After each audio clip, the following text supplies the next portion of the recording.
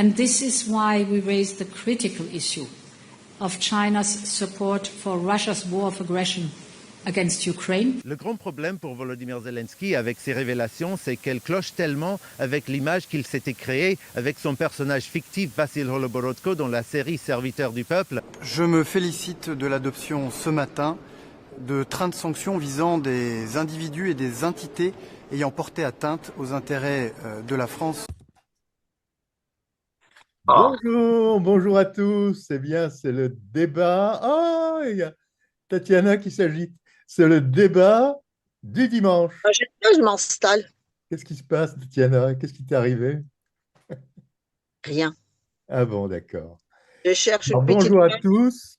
pour On m'installer. va d'abord passer un petit montage que j'ai fait sur quelques événements que je trouve assez marquants de la semaine. D'accord? La France aurait tapé dans les fonds russes qui étaient gelés, et que, évidemment, si la guerre s'arrête, va falloir les rendre, sauf qu'on les a plus, donc ça peut être compliqué. Tout ça fait que, parce que vous pensez bien que Macron, même si Zelensky le regarde avec les yeux de l'amour, il s'en fout complètement de l'Ukraine, Macron. C'est pas donc forcément, s'il veut que ça continue, c'est pourquoi parce que ça lui permet de rester, deux, parce que ça permet de se servir à beaucoup de gens sur des rétrocommissions qui reviennent, parce qu'il ne faut pas croire que tout arrive dans la poche de Zelensky. On a une partie, mais il y a aussi beaucoup d'argent qui revient. Je ne sais pas si vous êtes allé récemment sur certains spots très touristiques et très bobos, mais je peux vous dire que moi je sais où va l'argent, hein. C'est-à-dire que il suffit d'aller regarder l'immatriculation ukrainienne dans les jolis spots. On voit des voitures qu'on n'a jamais vues ailleurs. Hein, même pas en Suisse d'ailleurs. Donc c'est bourré de Lamborghini, c'est bourré de Bentley, c'est bourré de machin, etc. avec des plaques ukrainiennes. C'est nous qui les avons payées, hein, les voitures. D'accord? Donc voilà, c'est tellement évident que c'est pour ça qu'ils veulent que la guerre continue, et pas du tout parce qu'ils pensent que les Ukrainiens peuvent gagner. La guerre, c'est fini. Je veux dire, c'est les Russes qui ont gagné. C'est les Russes qui ont gagné. Mettez-vous ça dans la tête. Alors évidemment, il y a tous les débiles de généraux de LCI qui vous disent que la victoire de l'Ukraine est proche. Ça fait 3 ans qu'ils nous le disent.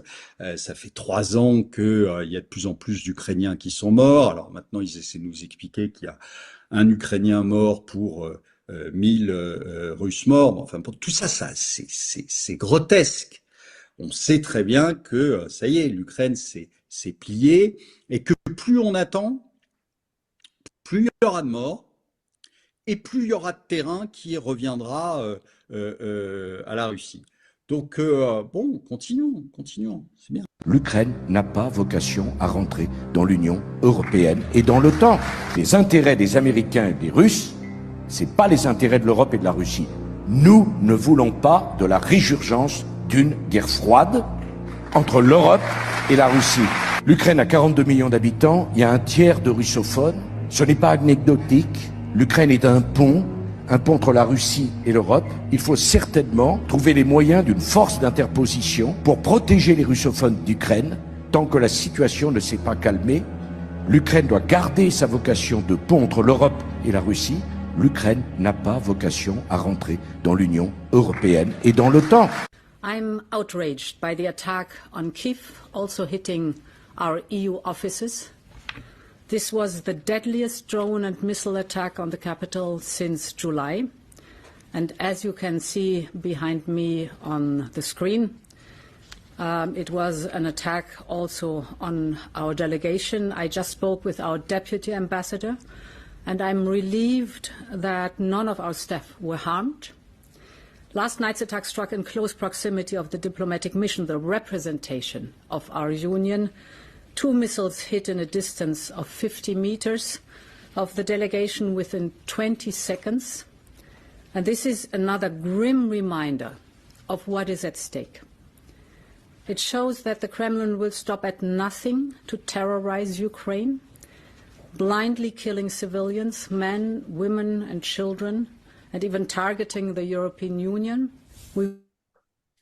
Oui, alors il y a diverses choses. Les rétrocommissions. Est-ce qu'il y a des rétrocommissions sur ce que envoie l'Union européenne et la France en Ukraine? Est-ce que l'argent revient? Ah. Et voilà. Qu'est-ce que vous en pensez de ce que disait Delamarche? Ti, qu'est-ce que tu en pensais? Ben, je pense qu'il y a l'argent les grosses sommes qui sont vaporisées. Parce que tout le monde le dit, hein, même les Américains, ils le disent, qu'apparemment, ils ont donné 300 milliards ou je sais pas quoi, et puis il y a 150 milliards, on ne sait pas où se trouve. De toute façon, Zelensky, c'est un corrompu, ça, pour moi, c'est incontestablement vrai. Parce que pourquoi il continue la guerre, comme dit ce monsieur que vous avez mis dans le reportage, c'est exact. Et puis moi, j'ai des amis polonais qui disent qu'il y a des Ukrainiens en Pologne qui roulaient en Mercedes. Ah oui. Voilà. Donc, ils roulaient en Mercedes et puis ils touchent aussi les aides sociales. Et puis le gouvernement polonais, maintenant, il serre le boulon. Certains qui ne reçoivent plus l'argent. Et puis, il y a des boulots et les Polonais ils proposent aux Ukrainiens et cela, ils refusent. Mes amis qui sont anti-Poutine 100%, hein, qui disent ça. Vous voyez? Donc, ça, c'est vrai. Et maintenant, est-ce qu'il y a de commissions, rétro-commissions, etc., etc. Je laisse aux spécialistes.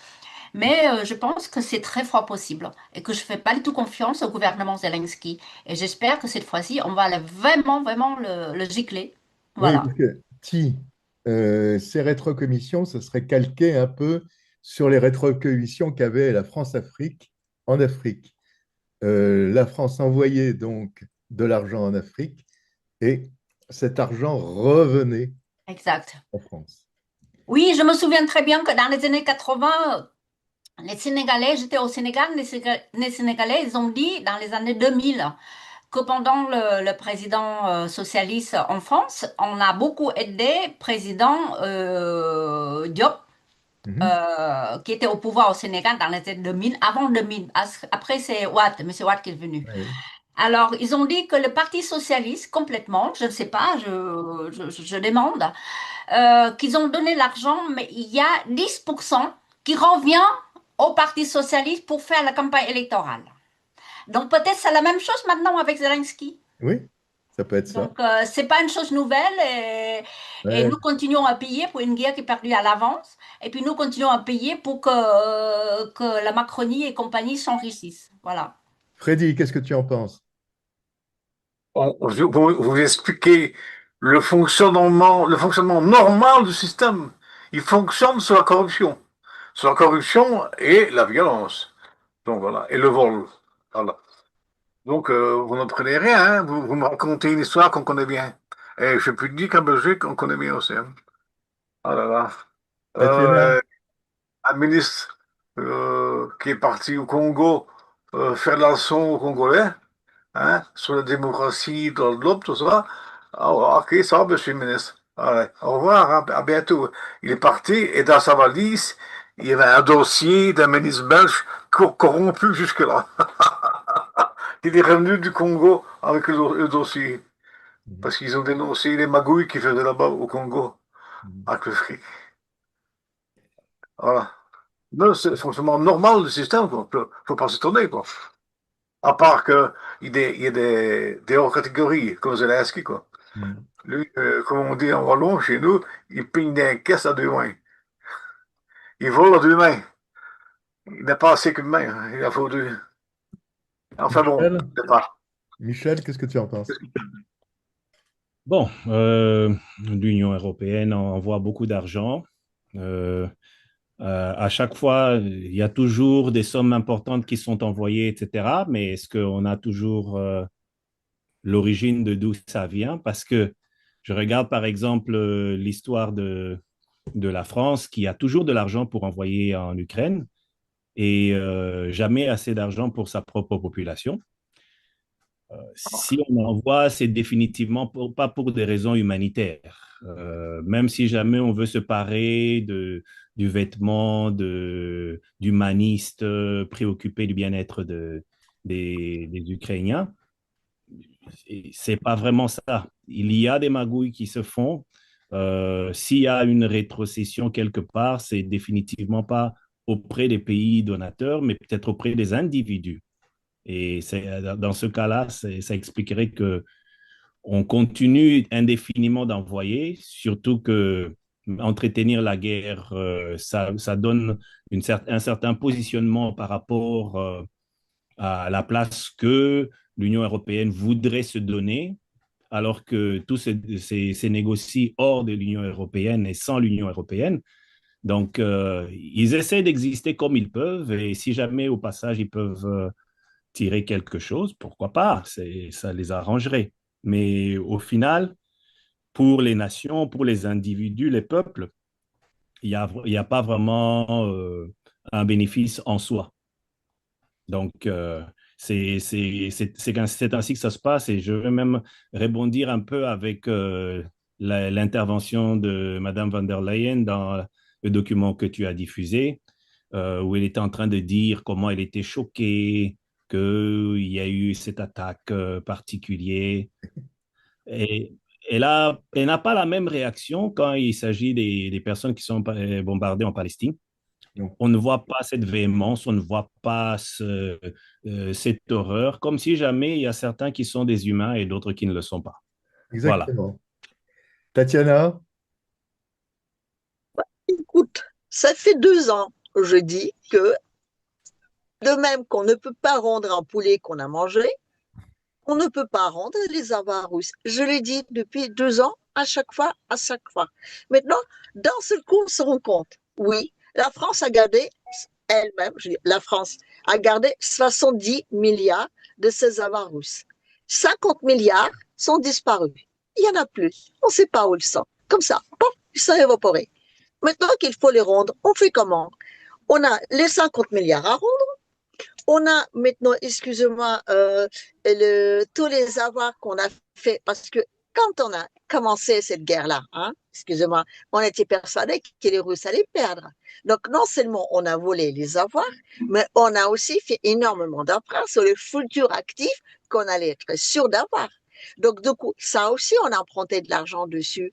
Parce qu'on a dit, une fois que la Russie, on va dire, crève, une fois qu'on découpe tout ça, on va enfin commencer à bien payer, on va avoir de l'argent qui va rentrer. Donc, les mecs, ils ont quand même fait des emprunts dessus. On a déjà ça. La troisième chose, je vous rappelle que, étant donné qu'on les Argentins m'ont volé, il y a des gens qui ne vont plus nous emprunter. Et depuis que l'autre, vous savez, Biden, pas Biden, c'est lui qui l'a remplacé, Trump, là, d'accord? Depuis qu'il fait la guerre à la réserve fédérale, ben, il s'est fait que la Banque centrale européenne n'aura pas d'argent pour nous les prêter. Parce que personne ne s'interroge. Mais où la Banque centrale européenne prend cet argent-là pour les prêter aux pays, on va dire, les plus riches qui se trouvent en Europe, c'est-à-dire la France et l'Allemagne? C'est pas la France, c'est l'Allemagne qui contribue au fait que dans ce coup, la BCE, elle a de l'argent pour nous prêter. Mais personne ne s'interroge d'où vient ce magique argent.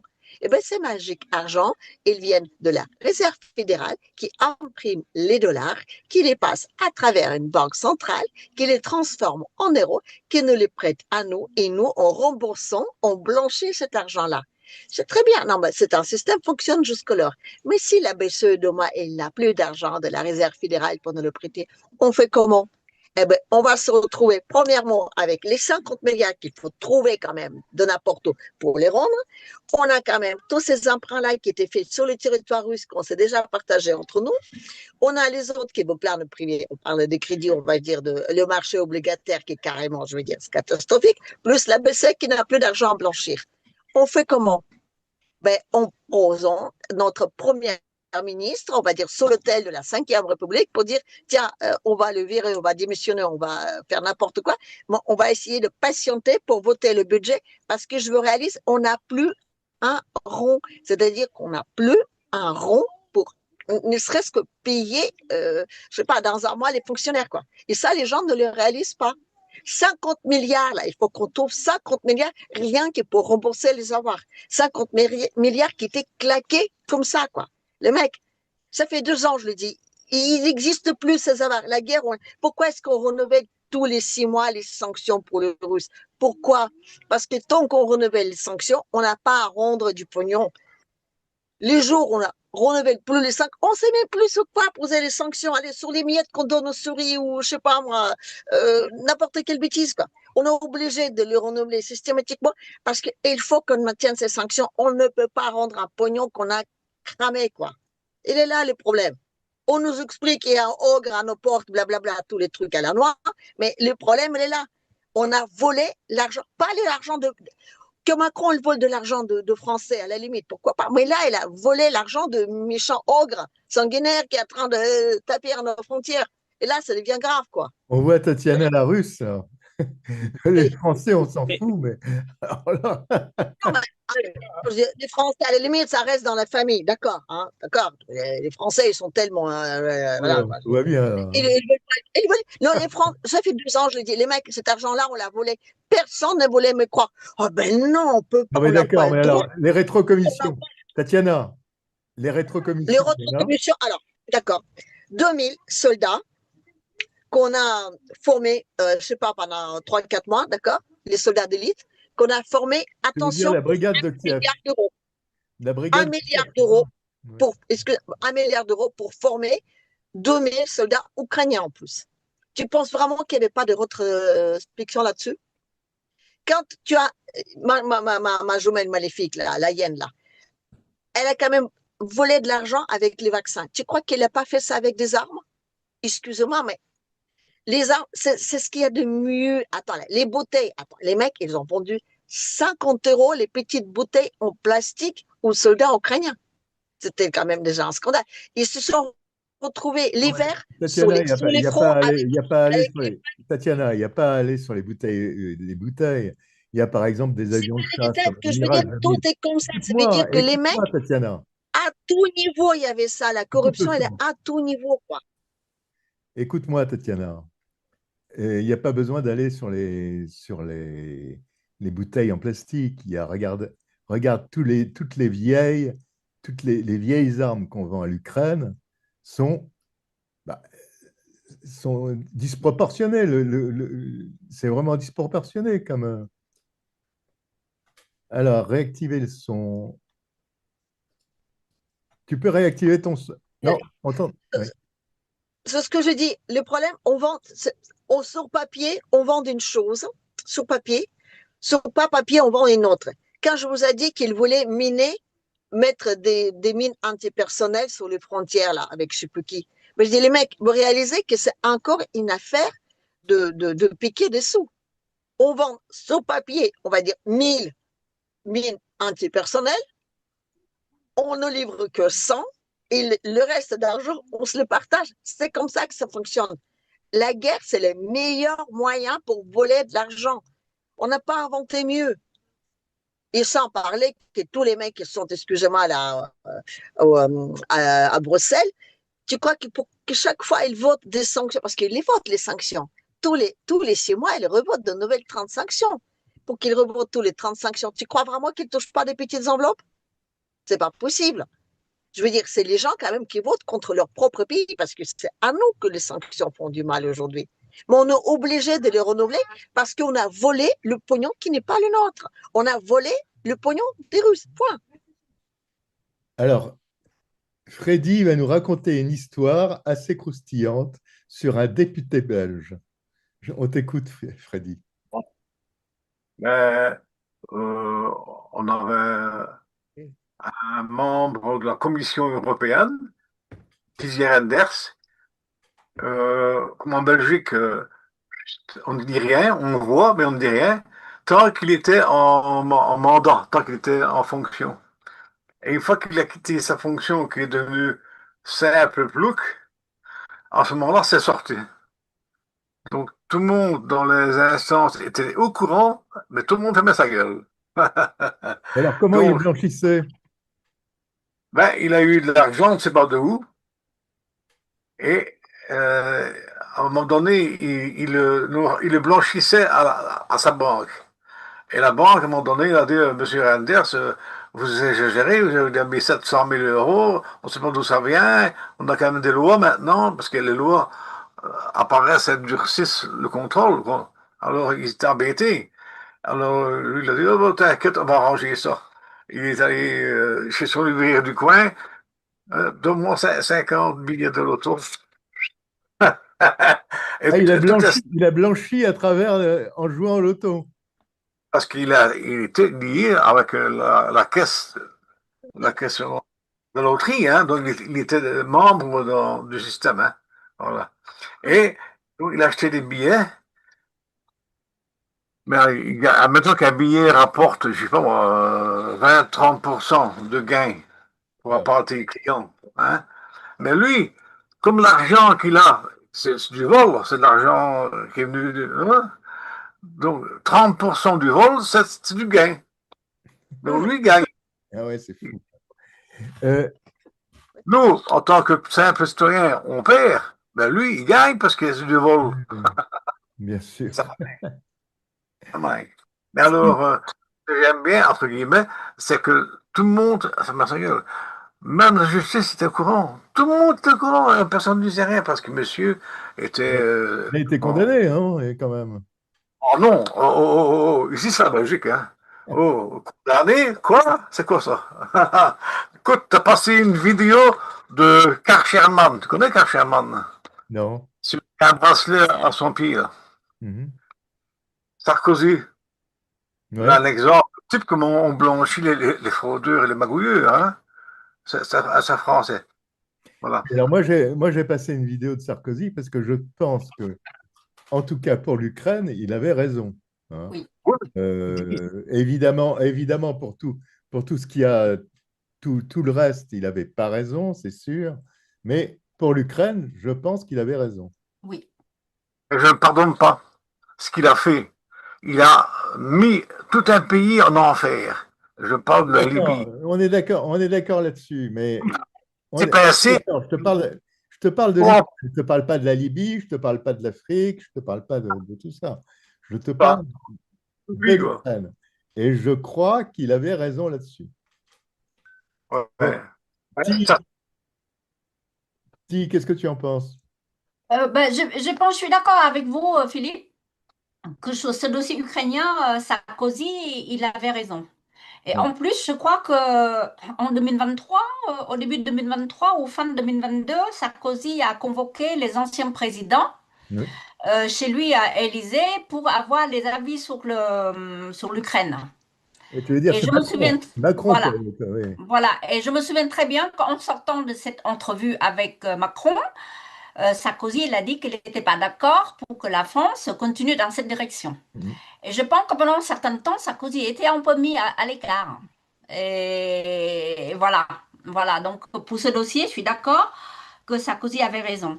Maintenant, en revenant aux rétrocommissions en Oui. question, si l'Europe maintenant qui achète les armes de Trump, Trump il avait du culot de dire qu'il va encaisser 10%. Oui. Hein? Oui, Au moins, il le il a dit. dit. Il Ouais. a dit qu'il va encaisser 10%. Et si l'Europe va encaisser aussi 10% pour eux, hein, et entre autres, il faut payer les représentants et payer les envoyés spéciaux, etc. Je pose une question. Si maintenant on donne 100 euros, je donne juste 100 euros, parce que le chiffre il est petit, comme ça tout le monde peut comprendre, aux Ukrainiens, que ce soit sous la forme des armes, que ce soit sous la forme des médicaments, etc., etc., il y a combien qui va sur place, s'il vous plaît? 50, 20, 10 ou 0? On ne sait pas. Malheureusement, on ne peut pas 10, savoir. 10%. Il y a Non. 90% qui sont volés. Ouais. C'est la moyenne. Ouais. Enfin, en tout cas, il y a un trafic d'armes aussi. Il y a également un trafic d'armes. On voit bien toutes Pas ces que armes l'arme. qui sont en Afrique. Mhm. Michel? Non, définitivement, de ce qui est donné à l'Ukraine, de la somme totale au départ, il y a juste un petit rien qui arrive à destination. Je ne sais pas quelle proportion, si c'est vraiment 10% ou moins ou plus, mais définitivement, une grosse partie n'est pas là. Et on a même vu, je crois que c'était l'année dernière, où ils étaient en train de reconnaître que entre le montant qui a été annoncé et ce qu'ils ont reçu officiellement, effectivement, qu'il y avait une grosse différence qui existait. Donc, les gens se sucrent au passage de différents cheminements et c'est malheureusement ainsi que les choses vont continuer. Entre-temps, c'est une nation qui va rester débitrice en termes de tout ce qui a été investi là-bas, de ceux qu'ils ont même été, ils disaient qu'ils étaient prêts à acheter. Ils n'auront pas les moyens de rembourser quoi que ce soit. Donc, c'est déjà un avenir pour une nation qui est déjà hypothéquée. Bien sûr. Tatiana? Pour hypothéquer, il faut déjà avoir quelque chose à hypothéquer. Il n'y a plus rien là-bas qui est à eux. C'est un pays qui ne se relèvera jamais. Il ne se relèvera jamais parce qu'il n'a plus d'hommes. Et c'est la première ressource quand même la plus importante. C'est pas parce qu'ils sont morts, non, ils sont presque tous fuis. Et puis aujourd'hui, comme on dit, oui, ben oui, la guerre continue, on continue à tuer des gens et perdre les territoires. Bon, la perte de territoires, encore une fois, je veux dire, les Russes ne veulent pas des territoires. Ils veulent juste sécuriser leur zone et d'arriver jusqu'à la Transnistrie, parce que depuis qu'on a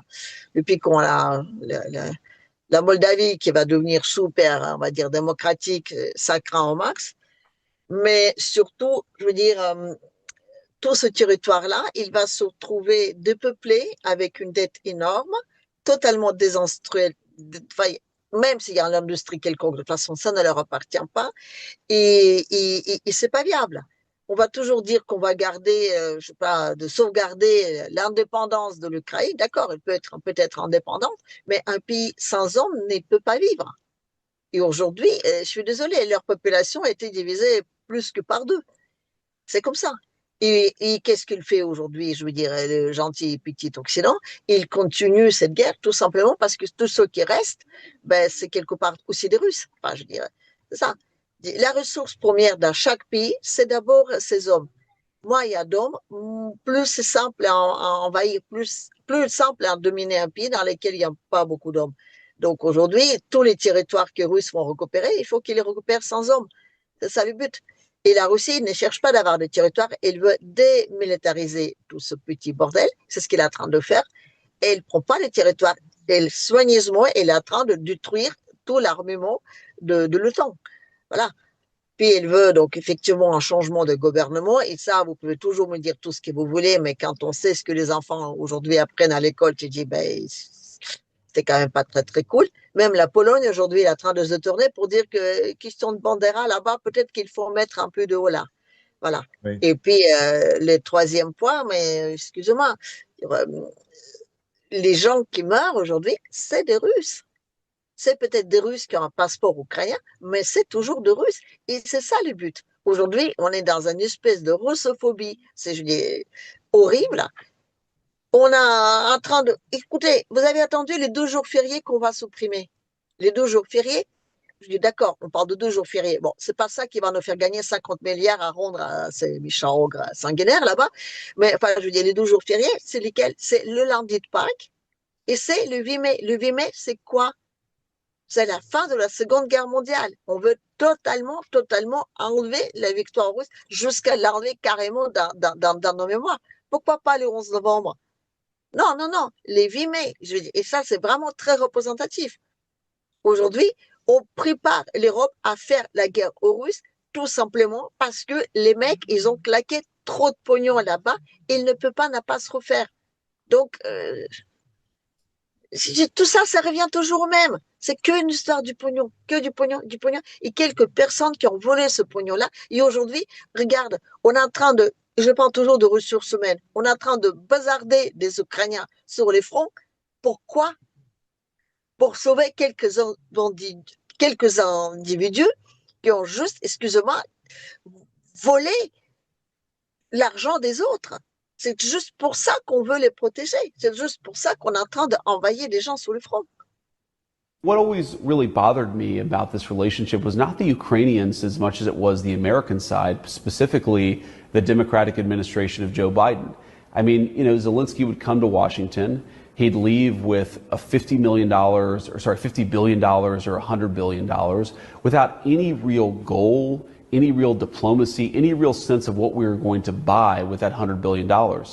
And that was always what frustrated me. Far more than Zelensky was asking for help from Washington, it was that the Biden administration had no plan for how to end the war, no real credible theory for how giving another $100 billion would solve the problem.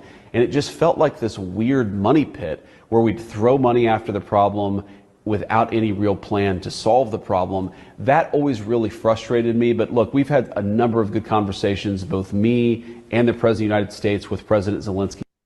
Oui, ça c'était donc Vance qui déplore le pillage qu'avait fait Zelensky. Pour la Moldavie, je vais vous passer un petit extrait de... Bonjour Dimitri, bonjour à tous. Vincent Emmanuel Macron fait l'aller-retour aujourd'hui à Chisinau. Oui, ça c'est CHI, mais ça se prononce Chisinau, que c'est en Moldavie. Que va-t-il faire Emmanuel Macron? Mais le prétexte, c'est la fête nationale, l'anniversaire de la proclamation d'indépendance à la chute de l'Union soviétique. Mais le président français ne voyage pas pour inaugurer les chrysanthèmes. Il vient délivrer un message. L'Europe soutient la sécurité, la souveraineté, le destin européen de la Moldavie et soutient aussi sa présidente, Maia Sandu. Il sera flanqué du chancelier allemand et du premier ministre polonais pour un discours ce soir sur la place qui borde le Parlement. Ces voyages de groupe deviennent une habitude, à croire que la voix de la France ne suffit plus. Il faut un cœur autour d'elle pour espérer être entendue, comme la semaine dernière avec Donald Trump, comme ce soir avec Vladimir Poutine. Car c'est bien aux Russes que s'adresse le message. Il s'agit de lui dire, pas touche à ce pays qui a choisi l'Occident. Ici, désormais, c'est le camp du bien, c'est chez nous. Alors, le discours est également destiné aux Moldaves parce que les élections législatives ont lieu dans un mois pile et la présidente moldave risque d'être condamnée à la cohabitation avec les pro-russes. Oui, le Parti de l'Action et de la Solidarité avait raflé les 2/3 des sièges au Parlement il y a 4 ans en promettant le retour de la justice et la lutte contre la corruption. Il est désormais anti-Poutine, pro-ukrainien, mais les sondages lui prédisent cette fois 30% des voix. La guerre et la crise économique sont passées par là. Les Moldaves doivent se passer de l'énergie russe bon marché et ils subissent encore plus de corruption qu'en Ukraine, c'est tout dire. Il y a un an, la présidente a réussi à se faire réélire grâce au vote de la diaspora. Un référendum sur l'Europe a lui aussi été gagné à l'arraché avec seulement 10 000 voix d'avance et un gros soupçon de bourrage des urnes. 2 victoires aussi serrées, ça accentue la polarisation de la société. On a vu ça en Géorgie comme en Ukraine où l'opinion s'était pareillement fracturée sur le rapprochement avec l'OTAN et avec l'Europe. Alors la présidente moldave Maia Sandu accuse le Kremlin de comploter. Mais quand elle dénonce une opération coordonnée d'ingérence sans précédent, elle ne vise pas les 3 leaders européens qui débarquent tout à l'heure chez elle. Non, elle accuse la Russie de chercher à la déstabiliser et c'est tout à fait vraisemblable. Mais avant les dernières élections, elle les accusait déjà de planifier un coup d'État. Quand le chef de la police explique qu'en Moldavie, c'est comme à la présidentielle en Roumanie et que la désinformation sur les réseaux sociaux justifie les centaines de perquisitions et d'arrestations qu'il vient d'ordonner, on se dit que l'ours russe a bon dos. Et... Oui, l'ours russe a bon dos en Moldavie. Qui veut prendre la parole? Ouais, allez-y. La Moldavie, là. Ouais, la Moldavie, excuse-moi. T'as bien entendu, hein? On accuse les Russes d'influencer les votes, mais on on fait de la répression contre le peuple. La répression, on met des gens en prison parce qu'il faut il faut les faire taire. Et c'est ça qu'on défend? C'est ça la démocratie? Non, hein. Alors, Michel? qu'est-ce qu'ils vont faire là à Christo, comment? Enfin, la capitale là, Sisino, je n'ai pas, voilà, j'ai oublié le nom. Ils vont là, trois cadres européens, soutenir l'élection de Sandou dans un pays où il y a moitié d'habitants qu'à Paris. Il y a moitié d'habitants qu'à Paris. Et ils vont se déplacer dans ce trou perdu là-bas, à Troyes, pour défendre ce pays. Qu'est-ce que c'est cette comédie-là? Michel, qu'est-ce que tu en penses? Bon, ça fait partie des manœuvres que l'Union européenne est en train de placer, parce que si jamais la Moldavie basculait avec un gouvernement pro-russe et moins porté sur l'Union européenne, ça va jouer en leur défaveur. Donc, ils sont partis là-bas pour s'assurer que tout se passait bien.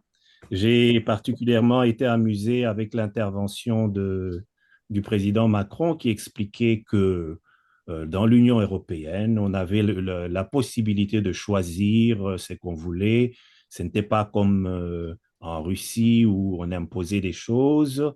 Et donc, les Moldaves avaient ce privilège-là de pouvoir accéder à l'Union européenne, etc. L'Union européenne n'interfère pas dans les gouvernements des autres pays.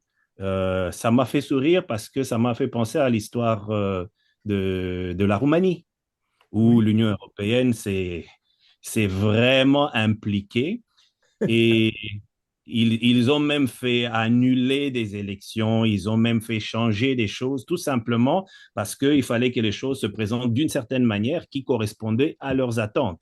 Mhm. Alors, c'est bien de venir donner des leçons qu'on n'intervient pas dans la vie des autres, nous sommes des démocrates, nous respectons, mais dès que c'est le choix du peuple va à l'encontre de ce que vous souhaitez, automatiquement, ça devient des pays qui sont sous influence de la propagande russe, qui est en train de vouloir s'accaparer du pays.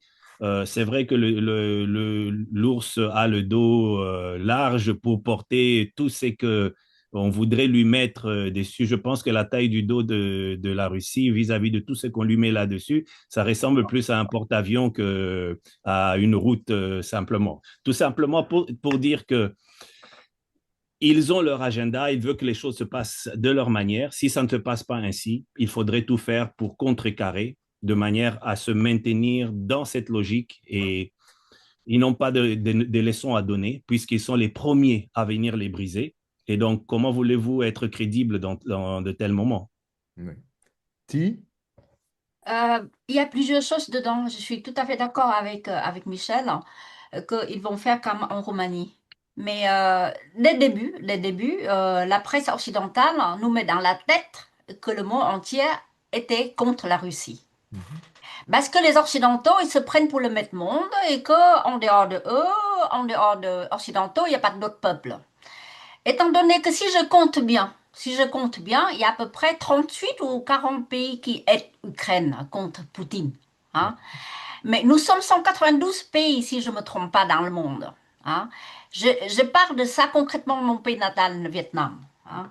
Bon, le Vietnam, c'est pas l'exemplaire pour la démocratie et aussi pour les corruptions, etc., etc. Mais dessus, je ne veux pas entrer dans les détails. Mais imaginez-vous qu'au Vietnam, c'est pratiquement 8 sur 10 qui soutiennent Poutine. Et moi, je pense qu'ils n'ont pas tort. Ils n'ont pas tort parce que moi-même, je ne peux pas aller en guerre contre Poutine. Parce que ce pays-là, il nous a jamais fait du mal. Hein, mais jamais. Les Américains, les Chinois, les Français avant, les Chinois et puis les Japonais, ils ont colonisé le Vietnam, mais jamais la Russie ni l'Union soviétique. La première chose. Deuxième chose, j'ai des copains qui ont fait des études en Union soviétique et qui gardent de très bons souvenirs, etc., etc. Mon beau-frère, complètement, il parle russe comme il parle vietnamien. Et pour nous, le peuple russe, c'est toujours un peuple ami. Vous voyez? Et maintenant, je passe en deuxième problème. Tout à l'heure, vous avez dit que, bon, l'Ukraine est endettée et qu'il faut hypothéquer ce pays. Ben, les va-t-en-guerre, ils ne veulent rien entendre, qu'il y a des hypothèques ou pas. Eux, qu'ils veulent, d'après moi, c'est d'avoir un terrain pour faire la guerre. Et l'Ukraine, c'est idéal. Voilà. Donc, ils s'en foutent, les 5% de terrain ou ce pays-là va être vidé des gens. Voilà, ils s'en foutent. Et je passe au troisième question. C'est que les Occidentaux, ils veulent, de toute façon, sous Biden déjà, que j'ai regardé à gauche, à droite, que Biden déjà organisait beaucoup de réunions, hein, avec les chefs d'État pendant les 27, pendant les 8 pays industrialisés, moins la Russie. Déjà, ils ont cherché déjà les terrains à examiner comment ils vont faire la guerre suivante. Hein. Il y a leur hypothèse. L'Ukraine, si elle perd, il faut un autre pays qui va remplacer, parce qu'étant donné que la guerre est nécessaire. Voilà, donc le fait qu'ils choisissent la Moldavie ou la Roumanie et aussi la Géorgie et la Serbie, et maintenant un autre pays à côté Arménie, là, comment ça s'appelle déjà? Etc. C'est déjà dans l'histoire continue de la guerre américaine. Donc maintenant, Macron et ces deux autres là, ces deux perdants là, qui étaient allés à Chichinou, ou je sais pas comment se prononcer là, c'est pour faire du théâtre. Hein. Mais c'est des marionnettes, ces trois-là. Hein. Michel Met, il vaut mieux qu'ils disent au peuple allemand comment Nord Stream était saboté. Hein. 3 ans déjà, et maintenant, apparemment, ils ont dit que c'est les Ukrainiens. Hein. Et pendant 3 ans, ils nous ont mis dans la tête que c'est Poutine qui a fait. D'ailleurs, il y a un Oui, mandat oui. d'arrêt, il y a un mandat d'arrêt là qui vient d'être fait par l'Allemagne pour 6 Ukrainiens. Voilà. Les Ukrainiens, peut-être les Ukrainiens qui ont fait ça, mais surtout pas les Russes. Et pourquoi on l'a dit tout de suite les Russes? Et je me souviens encore une histoire. En 2023, il y avait des bombardements sur les prisons à Donetsk. Hein? Il y avait des prisonniers à l'intérieur, des prisonniers ukrainiens. Et ils ont dit que c'est les Russes qui ont bombardé. Et après, moi, j'ai lu dans les autres presses qu'ils ont dit que non, c'était des Azov qui étaient prisonniers. Et Zelensky ne voulait pas que ces Azov-là reviennent pour raconter l'histoire. Ah bon. Ils ont bombardé. Ils ont tout dit à Poutine. Poutine est capable de tout. Mais bientôt, si on va être constipé, c'est aussi à cause de Poutine. Là, c'est vraiment discréditer la presse occidentale et comment discréditer dans le reste du monde. Voilà, c'est ça que je voulais dire. Tatiana, alors la Moldavie. Bon, écoute, j'ai fait une vidéo il y a 3 jours sur ce sujet, justement. Et il y a 3 points que j'aimerais bien aborder. Donc, la première, c'est que, bon, on a compris que si la guerre en Ukraine s'arrête, donc déjà BlackRock, ben, lui, il perd énormément d'investissement là-dedans. Donc, on ne peut pas. Et puis, il y a énormément de banques qui feront faillite. Parce que, encore une fois, je te dis, les mecs, ils ont trop parié sur cette guerre et ils ne peuvent pas l'arrêter. Donc, il faut absolument que cette guerre continue. Mais comment faire? Donc, il faut, on va dire, un tout petit peu provoquer des Russes, ou avec le Kaliningrad, ou avec la Transnistrie qui fait donc partir de Moldavie. Et il se trouve aussi que, question de rentrer les troupes sur le territoire ukrainien, ben, on n'a pas tellement de frontières communes avec l'Ukraine. Il y a la France, l'Allemagne, non, il n'y en a pas. On a donc le Hongrois, on a la Slovénie, mais ça, on sait que c'est des traîtres à la cause. On a aussi la Pologne, mais bon, ils sont en train de plus ou moins sauter du train. Donc, il ne reste que la Moldavie. Donc, on a la Moldavie et la Transnistrie. Si on peut provoquer là-bas une petite, comment dire, échauffourée, ça pourrait être bien pratique parce qu'on accusera toujours de Russes et ça nous donnera une raison de rentrer les troupes justement sur le territoire. Sauf qu'au Moldavie, il y a donc la Transnistrie, mais il y a aussi les Gagaouzie. La Gagaouzie dont j'en parle depuis 2 mois et personne n'en parle. La Gagaouzie, à 85%, les gens, c'est pas qu'ils sont pro-russes, mais sauf qu'ils n'ont pas envie de faire une guerre aujourd'hui. C'est comme ça, c'est humain. Et donc, ils ont une personne pour laquelle ils aimeraient bien voter, plus de 85%. Et là, effectivement, si tu veux tricher avec les votes qui arrivent à l'étranger, ça, on va dire, ça se verra trop. Donc, du coup, cette jeune femme, alors qu'il n'y a aucune preuve contre elle, aucune preuve, elle vient de coper 7 ans de prison ferme. Je veux dire, ça, tu dis vraiment, vive la démocratie, faire juste pour ne pas les mettre aussi. Il faut tout faire que la Gagaouzie perde son autonomie et qu'ils ont un, comment dire, et qu'ils votent pro-européen. Tout va être fait là-dessus. Et c'est ça qui est dégueulasse. Tu as des manifestations tous les jours, tous les jours, tous les jours. Devant les prisons et les gardés, devant les gens, personne n'en parle. Personne n'en parle du fait que cette personne-là, exclusivement pour les raisons politiques, on a mis en prison ferme, excusez-moi, elle a 7 ans, pour 7 ans, elle a 2 petits-enfants, quoi. On l'a mis en prison juste parce que Gagaouzie, c'est un endroit stratégique, le seul aujourd'hui par lequel on peut faire passer les troupes de l'OTAN. Alors, Et c'est dégueulasse. où est-ce exactement la Gagaouzie? Où est-ce exactement? La Gagaouzie, ben, tu vois, tu as la Moldavie, d'accord? Tu as la Transnistrie, une petite crevette qui est très longue, qui fait presque toute la frontière qui fait la frontière entre l'Ukraine et la Moldavie. Et c'est tout en bas, tu vois. Je veux dire, c'est le seul endroit, finalement, où tu peux passer. Tu as la Roumanie qui se trouve sur les côtés, là où il y a toutes les bases. Et si tu veux passer par là, finalement, juste devant la mer Noire, la Moldavie n'a pas de sortie sur la mer Noire, mais juste devant, c'est les petits bouts de territoire, d'ailleurs, ils ont comment dire, ils ont plutôt une influence culturelle turque, même leur langue, elle ressemble beaucoup à la langue turque. Et donc, c'est par ce territoire-là que finalement, c'est ce territoire-là qu'ils font enflammer. Il y a combien d'habitants? Il y a combien d'habitants? Oh, écoute, c'est pas bien grand. Je veux pas te donner un nombre, je sais pas. Je sais juste que c'est tout petit, mais ça résiste, comment dire, encore et toujours à la démocratie ambiante. Et c'est ça qui est important. C'est pour ça que les autres, ils viennent. Parce que là, représente BlackRock. BlackRock, si la guerre s'arrête en Ukraine aujourd'hui, il perd énormément d'argent. Donc, Merz, il va faire tout pour sauver je ne veux pas dire ancien maître, c'est maître actuel, parce que je ne peux pas me dire que c'est un démocratiquement élu là-bas. Et Macron, qui représente tous les banques, les 2 têtes d'affiche, je me dis désolé, ils ne peuvent pas faire autrement, quoi. Il faut que la guerre en Ukraine continue. Il le faut. Donc, on va enflammer ce territoire-là. Quand il y a des élections en Bulgarie, tout le monde s'en fiche. On ne sait même pas quand est-ce qu'ils sont là, les élections. Mais là, en Moldavie, ils vont tous y aller. Tous, parce qu'il le faut. Même si les gens ne votent pas comme il faut là-bas, il est fort probable qu'ils ne vont pas les voter. Il faut donner l'impression comme si. Et d'ailleurs, tu sais qu'en Russie, il y a on estime entre 350 000 et 105 000 de Russes qui habitent en Russie aujourd'hui. Normalement, ils ont des passeports moldaves, ils ont le droit on va dire, de voter. Il n'y a que 2 bureaux qui sont ouverts, 2 bureaux, et tous les 2 sont à Moscou. Tu as pour plus de 350 000 personnes, tu as 2 bureaux de vote. Si tu prends l'Italie, en Italie, tu as 200 000 personnes et tu as 200 bureaux de vote.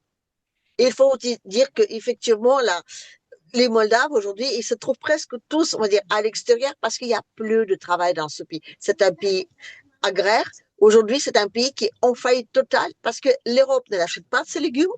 Aux Russes, on ne veut pas les vendre, ni les légumes, ni les fruits. Le vin moldave, il était délicieux. Personne n'achète de vin moldave. Même aux Russes, on interdit de le vendre parce qu'en Russie, les Russes, ils boivent du vin français qu'on trouve très facilement au magasin, du vin français en Russie. On trouve du vin italien, on trouve même du vin allemand. On ne trouve plus de vin moldave. On interdit à Moldavie de vendre du vin là-bas, mais ils ne l'achètent pas, les Européens ne l'achètent pas. Donc c'est un pays vraiment, je veux dire, depuis qu'ils ont mis le chemin vers l'Europe, ils ont tout perdu. Il y a une pauvreté là-bas, mais épouvantable. Épouvantable. Les gens partent tous à l'extérieur. Et il y a une très grande partie qui vit en Russie. Et ces gens-là, on ne leur donne pas la possibilité de voter. Et d'ailleurs, en Transnistrie aussi, on a fermé plein de bureaux de vote parce qu'on a défini qu'il ne fallait pas qu'ils votent. Parce que les probabilités qu'ils votent plutôt contre Maya Sandu, là, c'est-à-dire qu'on ne leur donne pas la possibilité de voter assez parce qu'il n'y a pas beaucoup de bureaux de vote, point final. Non, et surtout, ils ont imprimé, je ne sais pas, 100 000 bulletins de vote pour la Russie, en sachant qu'il y a quand même 4 fois plus d'habitants. Donc, les gens, ils ont dit, on est arrivé, on a fait l'accueil pendant toute la nuit, et on est arrivé, on ne pouvait pas voter parce qu'il n'y avait plus de bulletins de vote.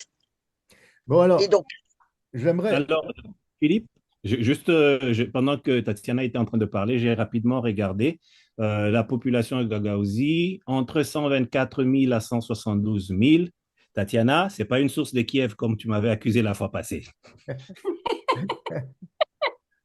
j'ai dit un truc comme ça, d'accord. Non, c'est large, hein, parce que entre combien et combien 120 et 160? Entre 124 et 170 000 à peu près. Ah ouais, c'est vrai, c'est vachement large quand même.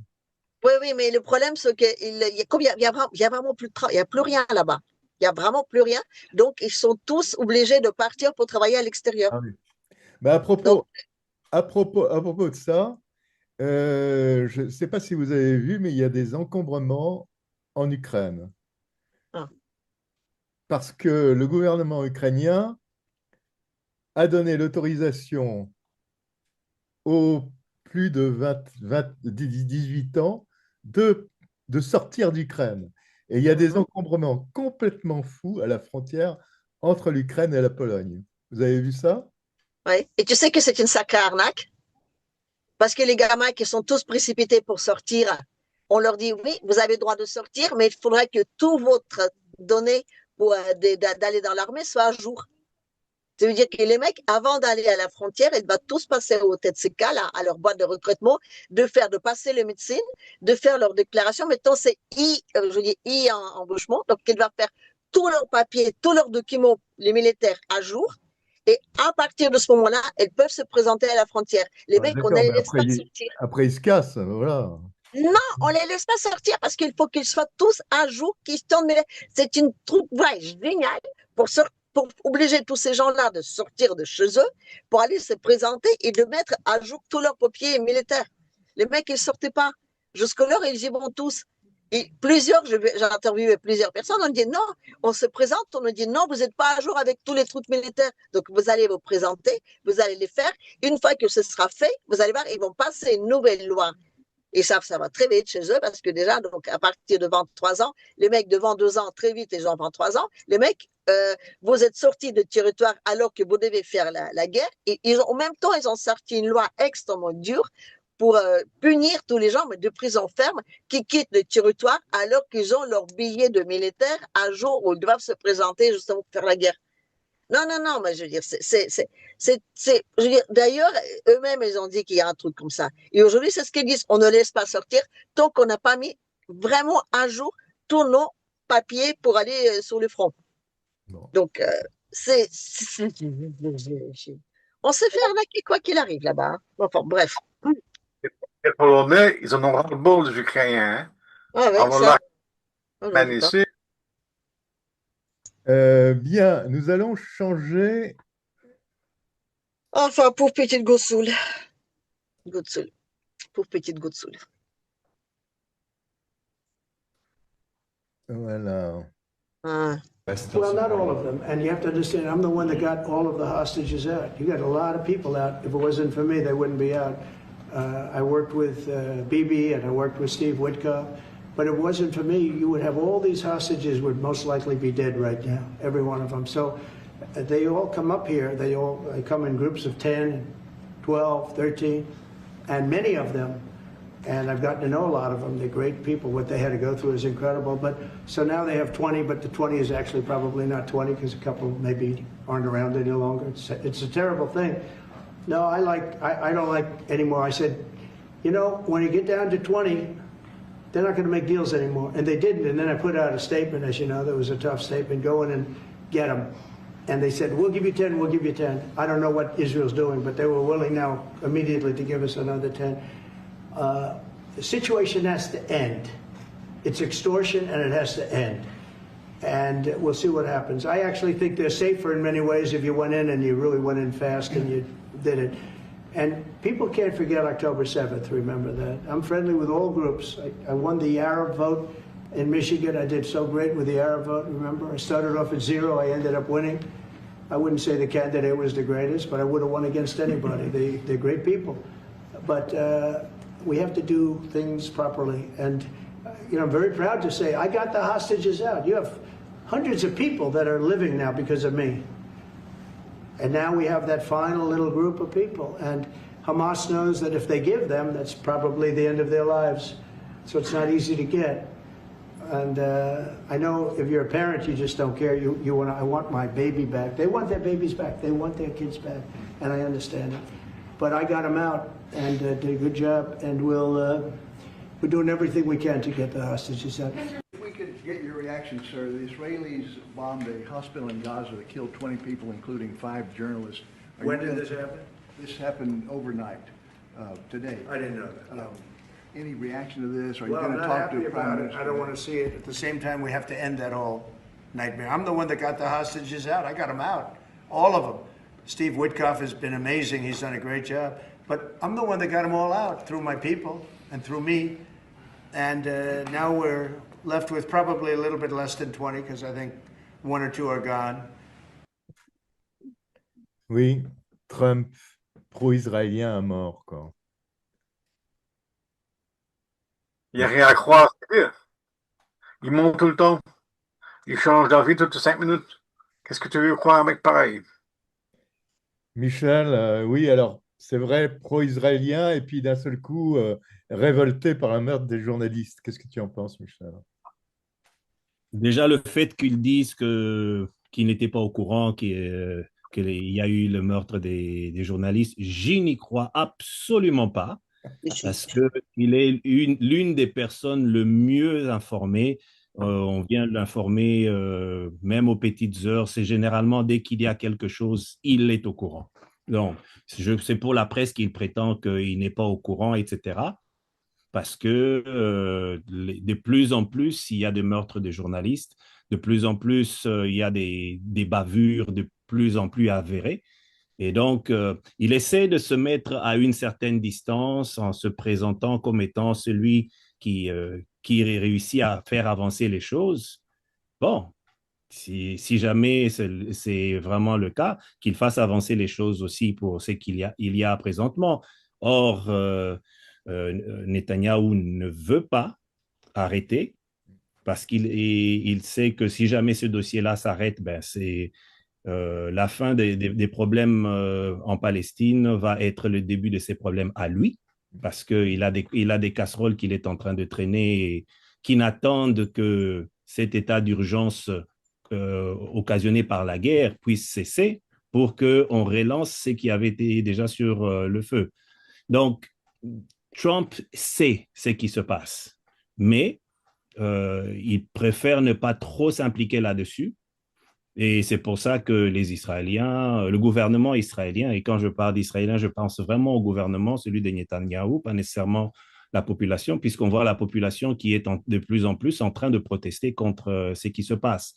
Mais Netanyahou a son agenda à lui, et à cause de cet agenda à lui, il n'aimerait pas que ça se termine, parce que s'il était vraiment préoccupé du sort des otages, et qu'ils prétendent que les otages sont utilisés comme des boucliers humains, ce n'est pas en allant bombarder là où il y aurait ces preneurs d'otages que vous allez libérer les otages. C'est définitivement... On va les sortir vivants, hein. Encore moins vivants. Mais je pense que de la même manière, on entend souvent ce discours, oui, ce sont des dommages collatéraux, ben, c'est exactement la même chose qu'ils veulent faire présenter. Parce que je ne sais pas si vous remarquez, à chaque fois que les choses semblent se calmer quelque part, il faudrait que le gouvernement israélien aille bombarder ailleurs, en Syrie, etc. Il y a une politique de maintenir cette crise. Si jamais il faudrait que des gens meurent, ce n'est pas grave du moment que nous, on reste dans notre logique. C'est en tout cas comme ça que moi, je le vois. Si. Je pense que Michel a raison parce que M. Trump, c'est un personnage difficile à comprendre en fait. Parce que je me souviens qu'il a dit que sa femme lui a dit que Poutine a bombardé un hôpital. Et c'est pour ça qu'elle était endurcie contre Poutine. Et aujourd'hui, il ne sait pas que les journalistes qui étaient bombardés, qui étaient tués par Netanyahou, mais peut-être sa femme ne lui a pas dit non plus. Donc là, M. Trump, j'ai bien réfléchi sur ce personnage, en fait. Parce que on dit qu'il dit aujourd'hui noir et dans une heure peut-être rouge et encore blanc ou noir encore une fois, etc. Mais peut-être c'est sa stratégie en fait de s'embrouiller tout le monde. Hein. Il était en réunion avec les 7 dirigeants européens. Il était allé parler à Poutine. Il est revenu. Il a dit que Poutine l'a dit qu'il allait rencontrer Zelensky. Hein, et Moscou a démenti aussitôt, 2 jours plus tard, qu'ils n'ont jamais dit que la rencontre aura lieu. Bon. Il propage une information hein, pour mesurer la température des gens, en fait. Donc, si on dit qu'il est fou, hein, mais fou jusqu'au point, je n'en sais rien. Mais pour moi, finalement, il n'est pas fou. Il a une stratégie. D'ailleurs, vous dites que les Américains protègent Israël, mais ils ont toujours protégé l'Israël. Il y avait Obama qui voulait un petit peu s'éloigner de Netanyahou. Et Netanyahou, qu'est-ce qu'il a fait? Il est venu à Washington sans demander permission de Obama. Il n'était même pas allé voir Obama, je me souviens de cette époque. Il était allé voir les chefs républicains, etc. Donc Netanyahou, c'est quelqu'un qui nous gouverne, entre parenthèses. Hein. Il fait ce qu'il veut. Et puis l'Union européenne ne fait rien. Hein, Madame von der Leyen se plaignait 648 enfants attrapés par Poutine ou je sais pas quoi. Mais il y a 18 000 enfants palestiniens qui étaient tués par Bibi. Et puis Madame von der Leyen n'a rien fait. Et Macron, maintenant, qui veut reconnaître l'État palestinien, je répète encore, ce pays-là, il n'y a plus rien à reconnaître. C'est un cimetière. Alors, donc, on peut être indigné, mais qu'est-ce qu'on fait? Qu'est-ce qu'on fait? Tatiana? Moi, je pense que Netanyahu et Zelensky, c'est à peu près le même sort de personnage. Tout leur autorisé et on ne sait pas ce qu'il y a comme magouille derrière, mais en tout cas, il est évident que l'un et l'autre, ils en savent trop. En tout cas, suffisamment pour maintenir les autres, on va dire, un peu dans cet état de servitude. Après, les faits que Trump ne savait pas par rapport aux journalistes, moi je crois. Je sais que, enfin, j'ai entendu dire que c'est pas vraiment un homme, hein, c'est pas un grand bosseur. Comment dire, il aime bien aussi pas mal de s'occuper de ses loisirs. C'est pas un chef d'État. Je suis convaincue, c'est pas un chef d'État, c'est un businessman, c'est un showman. Mais enfin, de toute façon, les chefs d'État aux États-Unis, je crois que depuis Roosevelt, il n'a pas eu. Donc, c'est toujours un peu des représentants, on va dire, les avatars de tas de petites affaires qui se traitent derrière. Et lui, aujourd'hui, quand il dit quelque chose, c'est pas sa parole à lui. Il y a beaucoup de choses qui se jouent derrière et c'est pas qui décide réellement. Voilà, c'est un peu ça le problème. Je pense que les différences entre lui et Poutine, c'est un peu ça. Poutine, quand il décide, c'est lui qui décide et sa parole, je veux dire, il en est responsable.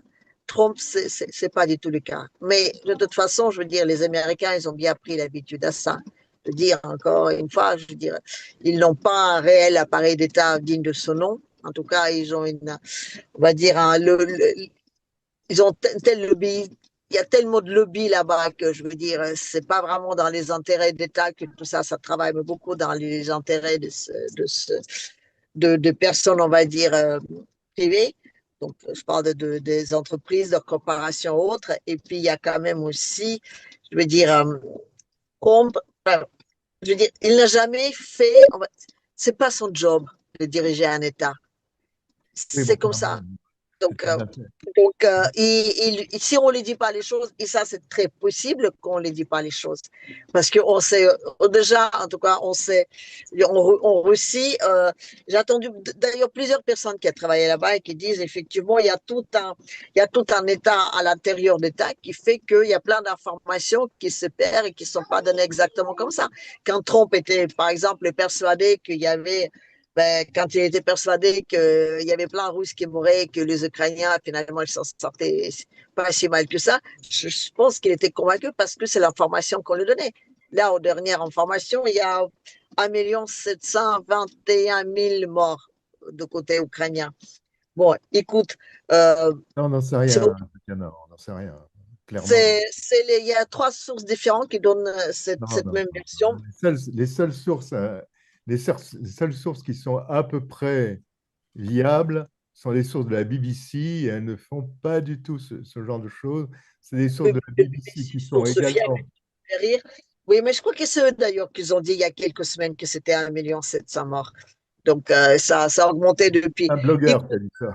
Moi, je ne fais pas confiance au BBC. Moi, je ne fais pas confiance à tout ça. Et je continue à dire que le problème de Trump, c'est que c'est pas un homme d'État. C'est un homme qui vient d'ici de la part de certaines corporations qui ont intérêt, on va dire, personnel ou autre dans toute cette affaire-là. Et ils ont l'intérêt, par exemple, que la guerre en Ukraine finisse. Ils n'ont pas l'intérêt que la guerre en Israël finisse. Donc, Trump, c'est pas lui qui décide. Voilà. C'est ce que je pense. Vous pouvez pas être d'accord avec moi, mais je continue à dire que les présidents des États-Unis, ça fait très, très, très, très longtemps, c'est pas des chefs d'État. Oui, Voilà. moi, je suis d'accord avec Michel. Je pense que Trump devrait être le premier homme bien informé du monde.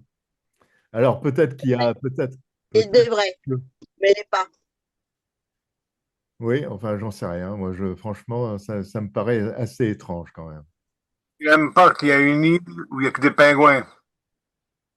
Oui, mais l'île où il y a des pingouins, je te rappelle, c'est là où il y a une superstructure pour blanchir du pognon aussi. C'est surtout ça qui est important. Voilà. Enfin, bref. Non, mais tout ça, je veux dire, on est aujourd'hui dirigé par la finance. Le monde aujourd'hui est dirigé par les finances. C'est lui qui gouverne le monde. Et c'est à partir de ce point-là qu'il faut voir le monde. Je veux dire, tout est dirigé par ça. Aujourd'hui, les chefs d'État, on les achète comme n'importe quoi, quoi. Je veux dire, on achète tout aujourd'hui. On peut acheter la planète avec tout l'argent qu'on a imprimé depuis tout ce temps-là. On peut acheter la planète en entière 20 fois. Qu'est-ce que vous voulez? Il y a très, très peu réellement des chefs d'État aujourd'hui qui travaillent vraiment dans les intérêts de leur pays. Je pense que Trump, oui, il travaille dans l'intérêt je crois qu'il travaille dans l'intérêt de son pays. D'une certaine vision de son pays, d'une certaine partie de coopération qu'ils ont l'intérêt dans les grandeurs des États-Unis. Mais je suis désolé, c'est pas un vrai chef d'État. C'est un chef d'État par la force de choses parce qu'il est président des États-Unis. Peut-être, oui. Je suis d'accord avec toi qu'il n'est pas dans la culture politique, il est plutôt dans la culture des affaires. Et ça. Personnellement, c'est une hypothèse qui trotte dans ma tête. Je me serais en train de me poser la question si jamais les réserves qui font face aux côtes de Gaza n'y seraient pas pour quelque chose, les réserves de gaz qu'il y a là, en disant, bon, écoute, tu gères cette affaire-là et une fois que c'est réglé, on va construire les Riviera qui est de ce côté-là. Je pense qu'il a sa vision là-dessus et c'est probablement à cause de cela, bon, il laisse le travail en sous-main fait par Netanyahou. Comme ça, lui, il garde les mains propres. Si jamais on vient lui dire quelque chose, il dit, mais non, c'est pas moi. Et comme ça, M. Netanyahou poursuit sa politique. Et si jamais il arrive au résultat escompté, bon, alors on pourra maintenant négocier comment pouvoir exploiter ces ressources-là. En tout cas, c'est une idée qui passe dans ma tête. Je me dis, ce n'est pas une idée aussi folle que ça. Et alors, à ce moment-là, Michel, le Liban pourrait également se faire du souci. Oui. Trump, c'est un promoteur immobilier, donc ça, tout le monde le sait. Donc, effectivement, il peut avoir des intérêts personnels là-dedans. Mais je pense que cette histoire est beaucoup plus compliquée que ça. Parce que, je veux dire, lobbyistes juifs à l'intérieur des États-Unis sont très forts. Et je pense qu'il y a aussi des affaires personnelles, mais pas que dans le côté, je veux dire, je vais construire des Riviera à Gaza. Il va y avoir d'autres trucs qui lui collent un peu aux fesses. Mais ça, moi, je veux dire, je ne dis que des choses desquelles je suis sûre. Donc là, j'en sais rien. Mais il doit y avoir des trucs. Je pense qu'il a des mains liées dans cette affaire. Voilà. Alors, par contre, une victoire pour Trump. Et oui, là, les États-Unis vont avoir une croissance de plus de 3% l'année prochaine. Ouais. Oh là là là là là là. Tu crois? J'en suis sûr, oui. Bon, bah écoute, d'accord, d'accord. Oui. Moi, j'y crois pas du tout. J'y crois pas du tout, du tout. Dis-moi Mais pourquoi. écoute, on verra. À mon avis, Possible. c'est vraiment du Les humour. investissements aux États-Unis se font de plus en plus Mm, grâce aux sanctions de Trump. mm. C'est Écoute, possible. à Sakhaline, on est en train d'ouvrir la possibilité aux Américains de venir exploiter le pétrole. Donc déjà, c'est pas mal à Sakhaline. Donc, tu vois, Ben voilà, tu es d'accord avec moi alors. pas russe, hein, je précise. Hein. Oui, oui, non. Tu es d'accord quand même avec moi. Oui, oui, non, mais je suis Michel, d'accord, qu'est-ce que mais tu je en penses? pense que c'est beaucoup plus compliqué que ça aussi. Et je ne serais pas surprise que les changements aux États-Unis, à l'intérieur des États-Unis, vont encore avoir lieu. Et je ne serais pas surprise qu'à terme, certains des États voudront se séparer des États-Unis, à commencer par les États du Sud. Je reste convaincu de ça. On Je leur verra. laisse quelques mois, mais je pense qu'il va y avoir des petits soucis là-bas, enfin des gros soucis même. Et Michel, pour la croissance, qu'est-ce que tu en penses? Euh, Ce serait bien si jamais cette information est avérée, tant mieux pour les États-Unis. Mais quelque part, à force de jouer l'intimidateur, on finit quelque part par scier la branche sur laquelle on se trouve. Parce qu'à un moment, quand les gens vivent sous des menaces, sous des situations qui les oppressent, à un moment, les gens vont chercher à se détacher d'une manière ou d'une autre. Et ça finit toujours par se retourner contre l'oppresseur. Donc, ces tarifs douaniers qu'il est en train de bombarder partout, ça fait peur à certains et à d'autres qu'il ne peut pas atteindre. Ceux-là, il se moque vraiment de tout ce qu'il peut placer, qu'il place 50%, qu'il place 500%, ça ne les affecte pas parce qu'ils ne sont pas directement impliqués. Mais les autres qui, soit par soumission vis-à-vis des États-Unis, je vois en particulier l'Union européenne, où plusieurs compagnies sont en train de migrer vers les États-Unis pour investir là-bas, etc. Bon, ceux-là peuvent trembler devant les menaces. Bon, les pingouins, je ne suis pas sûr qu'eux, ils vont trembler devant la menace de tarifs douaniers, mais bon, on ne sait jamais. Et alors au Canada, comment ça se passe avec les sanctions? Enfin, les sanctions, les tarifs plutôt. Bon, alors on avait prévu une réciprocité par rapport à cela, Mhm. mais il y a certains produits où les Canadiens ont dit, bon, on ne va plus appliquer les mesures de représailles vis-à-vis des tarifs douaniers décrétés par les États-Unis. Et notre cher président Trump était content. Il dit, ah, les Canadiens, vous êtes vraiment nice. Vous êtes vraiment gentil de ne pas nous appliquer cela. Mais il est clair que par rapport au rapport qui existait entre le Canada et les États-Unis, ce n'est plus exactement ce que c'était. Euh, les Canadiens vont de moins en moins aux États-Unis parce qu'ils ont très mal vécu cette menace de tarifs douaniers, au point que des industriels du tourisme et de certains secteurs sont en train aux États-Unis se plaignent que du Canada, ils ne reçoivent plus cette affluence, cette participation qu'il y avait auparavant. Et pour moi, c'est une bonne chose. Je pense que le Canada devrait se diversifier parce que je crois, si je ne m'abuse, il doit y avoir à peu près quelque chose comme 90% de dépendance des États-Unis. Et pour une nation, ce n'est vraiment pas une bonne chose de dépendre autant d'une autre nation. Parce que le jour où ils décident de fermer le robinet, ben, c'est vous qui vous retrouvez complètement écrasé. Alors le Brésil a décidé d'attaquer en justice des décisions de M. Trump, en justice aux États-Unis. On verra. Il Philippe? voulait dire quelque chose. Oui. Ben, j'essaye. J'essaye. Ben, en fait, Trump, c'est notre copain. Parce que grâce à cette taxe, il est en train de faire sortir l'Inde et le Brésil Ils vont rejoindre les BRICS. Parce que pour l'instant, ils étaient sur un pied dans les BRICS. Grâce à la dernière couche de taxes, ils vont se rapprocher encore plus des BRICS. Et là, je dis la fin de l'hégémon s'annonce, hein, parce que c'est quand même deux très grands pays. Voilà. Merci à Trump. Oui, enfin, tu sais, Freddy, enfin, moi, j'ai ma fille qui revient du Brésil, elle me dit qu'il y a beaucoup, beaucoup, beaucoup de produits américains. Beaucoup. C'était Viens, leur compagnie. Hein. viens, tu vas voir ça. Viens en Belgique, tu vas voir le produit américain. Énormément. Ça veut rien dire, hein. On est envoyé. Oui. Bien que au club. Et en France, il n'y a pas de produits américains. Tu vas dans un magasin où on vend des petites chaussures pour les petits-enfants. Tu vois le rayon, la moitié, c'est le drapeau américain. En France, hein. Alors, avant de donner le son aux Brésiliens, du calme, hein. Bon.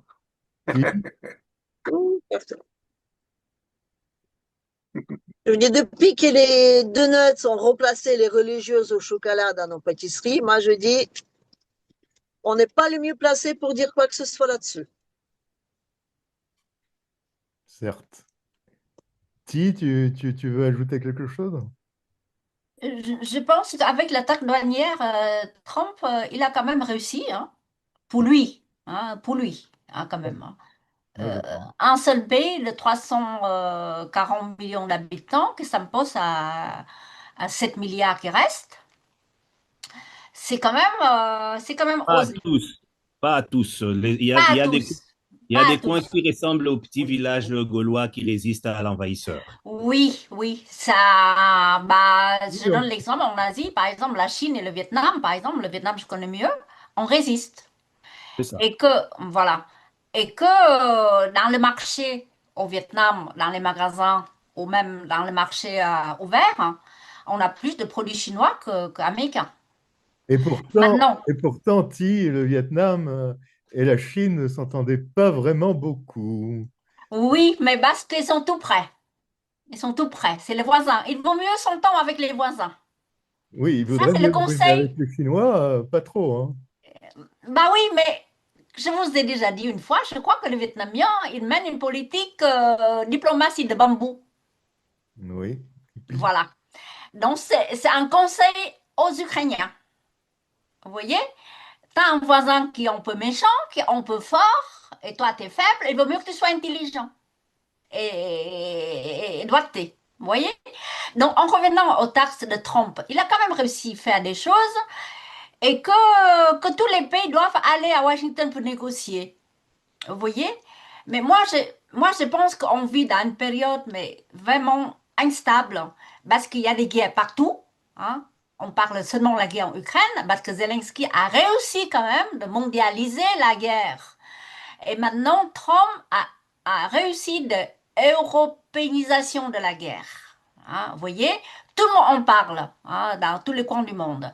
Mais regardez, le conflit au Congo, que l'autre jour on a parlé, hein, 10 millions de morts pendant 30 ans, le conflit potentiel entre Corée du Nord et Corée du Sud, hein, entre la Chine et le Taïwan, ensuite la guerre en Proche-Orient, La guerre au Soudan. la guerre au Soudan, et aussi la guerre à la Des frontière millions de entre morts. l'Inde et la Chine.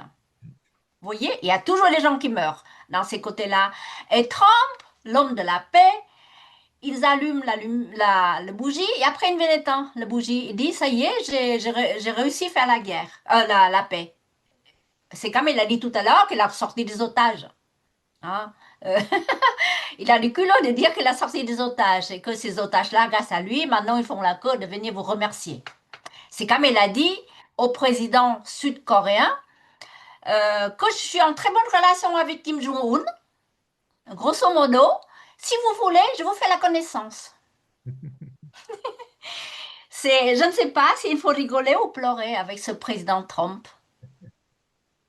Peut-être Tatiana a la raison, c'est pas un président, c'est un businessman, oui, d'accord. Mais je pense qu'un vrai homme d'État, actuellement, en Europe, il n'en a aucun. Et je Moi, je crois comprends qu'un pas, seul, moi. un seul qui peut se produire tous les 70 ans. On avait Charles de Gaulle, on aime ou on n'aime pas, mais c'était un chef d'État. Vous voyez? Maintenant, il faut attendre encore un petit peu. Et depuis, Charles de Gaulle, coup-ci, coup-ça. Donc, Trump, c'est sûr que c'est pas un homme d'État. C'est un businessman, c'est un showbiz, voilà. Oui, mais si le business égale paix, ça peut être pas mal. Oui, mais la paix de Trump, qui est basée sur vendre les armes aux autres, pour que les autres se battent, et lui, il vient plus tard pour faire la paix. Oui, d'accord, mais moi, je crois que c'est déjà quelque chose de mieux que de vendre très cher des armes que les autres ne pourront peut-être pas acheter. Voilà. Qu'est-ce que tu en penses, Tatiana? Bah, écoute, moi je pense que de dire que c'est l'Ukraine qui est en train de mondialiser la guerre, ce sera un petit peu, je veux dire, injuste pour la pauvre petite Ukraine. Mais le fait que c'est une guerre effectivement mondiale, c'est tout à fait normal. On est en train de changer de système mondial. C'est quand on est passé de système féodal aux États, on a eu 30 années de guerre. La guerre de 30 ans, elle a servi justement de changer ce système-là.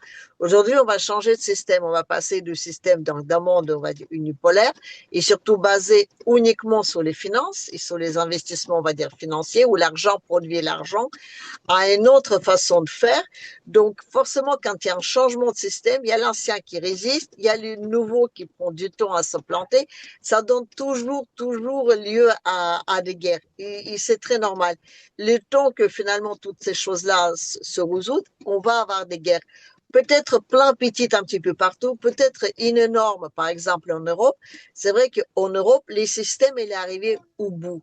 Aujourd'hui, en Europe, je veux dire, on ne produit plus rien, on n'a plus d'investissement dans l'économie réelle, on est arrivé à un stade où on ne vit que uniquement à travers le blanchiment de faux monnaie, justement de cette énorme pieuvre qui a mis ses centrales banques un petit peu partout. Et aujourd'hui, on ne peut plus, je veux dire, que la Russie gagne ou pas, je veux dire, ça ne pourrait juste finalement que perdurer un petit peu ce système-là, de peut-être avoir un petit soin palliatif, mais je veux dire, il est condamné. Et chaque fois quand il y a un grand changement de système, on est obligé de passer par une guerre. Aujourd'hui, cette guerre-là, quand on dit que c'est une guerre civilisationnaire, c'est exactement ça. On a l'ancien monde qui est arrivé au bout de son fonctionnement et il n'en peut plus. Et le nouveau monde, ils sont suffisamment grands aujourd'hui pour imposer leur propre vision des choses. Donc, on sera, j'espère qu'on va éviter des armes nucléaires, je l'espère, mais qu'on va passer par une guerre, en tout cas sûrement à l'intérieur de l'Europe, avec les Russes ou en dehors de Russes, c'est quand même très fortement probable. Chaque fois qu'un système arrive au bout, on a besoin de passer par une guerre pour renouveler tout ça. Parce que, je veux dire, les autres, je vous assure que Macron, Merz et tous les autres, je veux dire, et tous ceux qui les entourent, ils vont essayer jusqu'à dernier moment où ils peuvent avoir, ne serait-ce qu'un tout petit espoir que quelque chose puisse passer, ils vont continuer à y s'accrocher. Donc, tout ça, c'est pas fini, quoi. Michel? Bon, c'est clair que par rapport, je vais revenir un peu à ce que Ti a dit. Je ne pense pas que c'est Zelensky qui a réussi à focaliser toute l'attention. Je pense qu'il y a un narratif qui était là, qui voulait présenter les choses de cette manière-là. Et encore, c'est un narratif qu'on ne retrouve que dans certains coins du monde. En France, le, le discours est déjà bien rodé. Et c'est comme ça que ça sera toujours présenté. Je me souviens, il passait partout, les gens se levaient, on l'accueillait partout, etc. Et tout. Il se présentait, comme disait le vice-président Vance, il se présentait aux États-Unis, il répartait toujours avec de l'argent, etc. C'était une chose qui était entretenue dans ce genre pour justement maintenir cela. Mais que ce soit le président Zelensky qui est à la base de cela, c'est juste un véhicule par lequel on passe. Et encore, dans certains coins du monde, même dans certains coins de l'Europe, l'information n'est pas aussi biaisée que celle qui est diffusée en France. Et moi, je suis particulièrement choqué de voir combien la presse officielle française est tellement russophobe, tellement Tellement prête acheté. à dire des choses, même l'inconcevable, juste pour asseoir les choses telles que on voudrait le présenter. Mais malheureusement, ce qu'on souhaite, ce n'est pas toujours ce qui se passe sur le terrain. Et les faits contredisent. Et à chaque fois, il y aura toujours des personnes qui viendront prétendre que c'est de la propagande russe, mais sur le terrain, on voit que c'est des faits qui se passent et que c'est la France qui est en train de faire de la propagande. Ils ont annulé la chaîne RT, soi-disant que c'est une chaîne de propagande, mais vous suivez LCI, suivez BFM TV, etc. C'est aussi une chaîne de propagande. Mais Et LCI, c'est le bureau de presse de l'Ukraine, le tout bureau de à presse fait, de l'OTAN. tout à fait.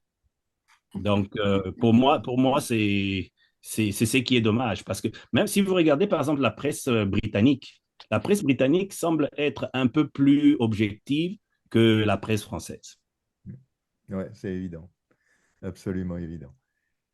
Bon, eh bien, écoutez, je vous remercie. On va terminer là-dessus. Alors, des nouvelles du Congo? Ben, toujours rien de concret. On continue toujours à se battre à l'est du Congo. On continue toujours à tuer des gens. La population continue à être déportée. Donc, de ce côté-là, contrairement à ce que le président Trump est en train de dire qu'il a pacifié cette zone-là, non, il y a pas de paix.